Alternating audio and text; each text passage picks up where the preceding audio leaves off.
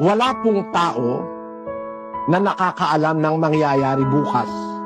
Sabi nung anak, bakit di ka nagpapaksiw ka gabi? Sino kakain? Hindi ka.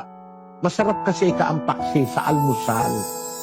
Bukas ng umaga, magsasangag ako. Ang almusal natin, paksiw at sinangag.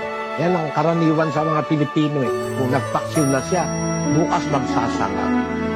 Yung pinaksil niya nung alas 11 ng gabi, hindi niya na nga nakain yun eh.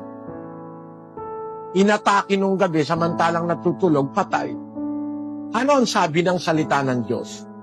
Natotoo naman ito sa isang talata ng Kawikaan, Kapitulo 27, versikulo 1. Huwag mong ipaghambog ang kinabukasan, sapagkat hindi mo nalalaman kung ano ang ilalabas ng ibang araw. Salita ito ng Diyos eh.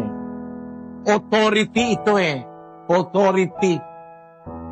Walang taong nakakaalam mismo ng bukas. Lalo na makalawa, lalo na sa isang buwan, lalo na sa isang taon, hindi mo eksaktong alam kung ano mangyayari. Maaari, alam mo bukas, papasok ka, magtatrabaho ka. Gaya nung babae, alam niya bukas mag-aalmusal siya. Pero hindi mo alam yung takdanan doon, hindi ka na pala makakapag-almusal.